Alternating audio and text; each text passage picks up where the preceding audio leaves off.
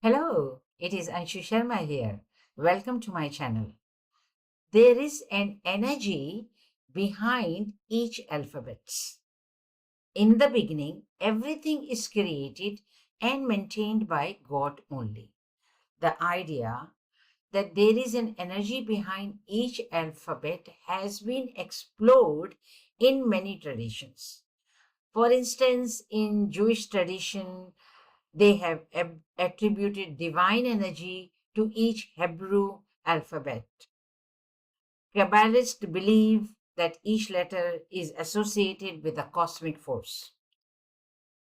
Even in Sanskrit letters, each have a power or universal consciousness behind.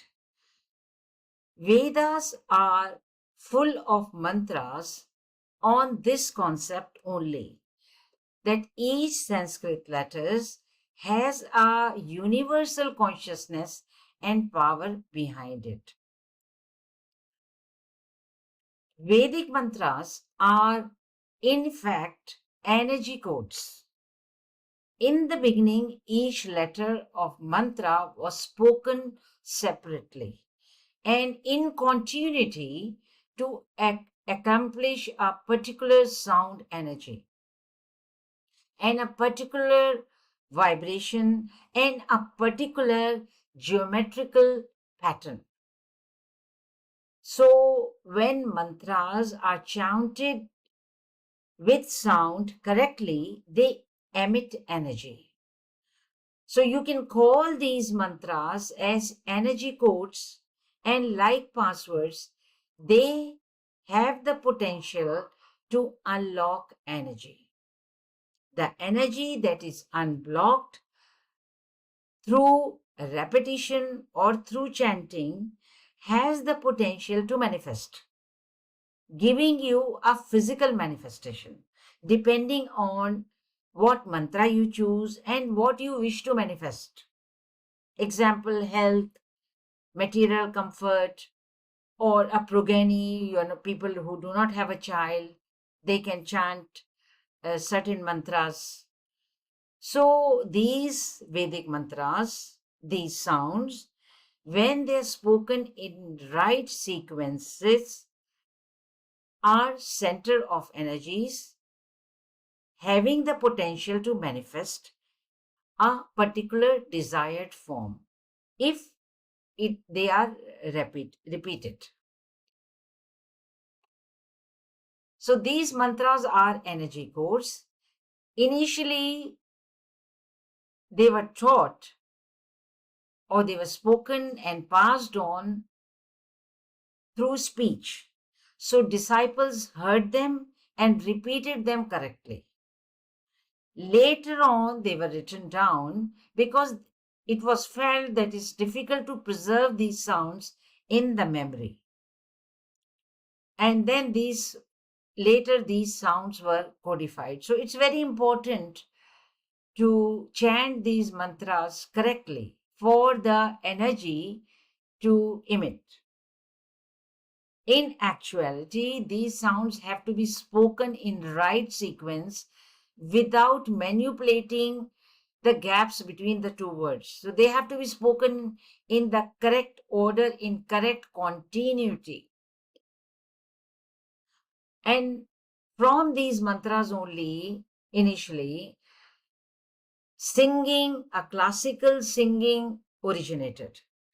So singing, a classical singer manipulates these gaps, making them longer or shorter to make or incorporate various rhythms and when they are sung in harmony.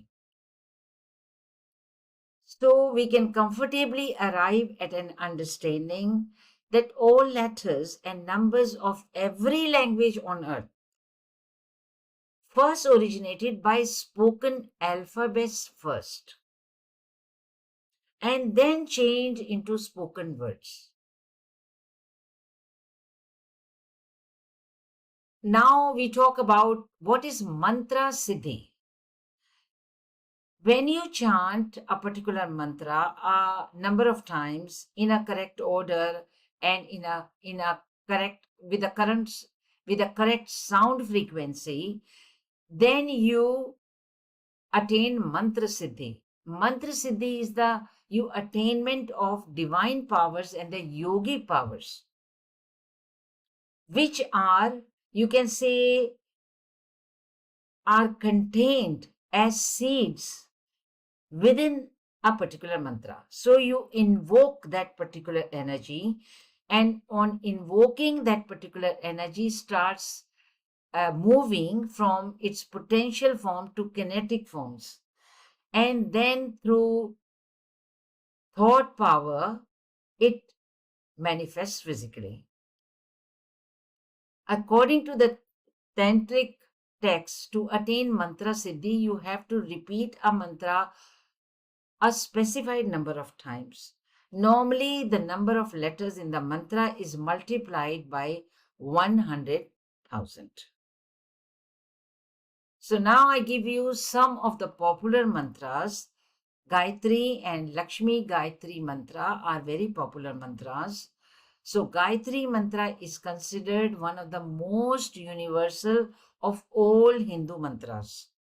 Most of the Hindus know Gayatri mantra by heart. You can go on YouTube and you can play it, you can learn the correct pronunciation. So it has the potential to invoke the universal Brahman energy as the principle of knowledge and illumination of primordial sun or as life. So if you're interested in knowing the universal principles of knowledge and enlightenment, then you can chant Gayatri Mantra. Most of the students um, in India, before the exams, they are encouraged to chant this mantra. Then there is other mantra which is called Lakshmi Gayatri mantra, which also you can Google and on YouTube and see it. It is used for attracting wealth and prosperity. This mantra is dedicated to Goddess Lakshmi, who represents wealth, prosperity, and abundance in Hinduism. What exactly Lakshmi means? In actuality, Lakshmi represents contentment. So your contentment is your wealth and prosperity and abundance. What gives you innate satisfaction? Now later on, this innate satisfaction was given numbers, and then humanity invented money system, and we started associating the money as Lakshmi or wealth and prosperity. But basically, a contentment is something, if you are orientated towards wisdom, then wisdom gives you contentment. If you are orientated about your passions, your interests, such as some art form or maybe gardening or dance or music or any other thing, then also you attain Lakshmi. That is the wealth, that is the actual wealth, the prosperity and abundance, which keeps you happy. And of course, if you attach money as your source of satisfaction, then you can attain the money as well. So that's all I wanted to speak to you about. And I look forward to seeing you and talking to you in my next video. Thanks for listening. Bye for now.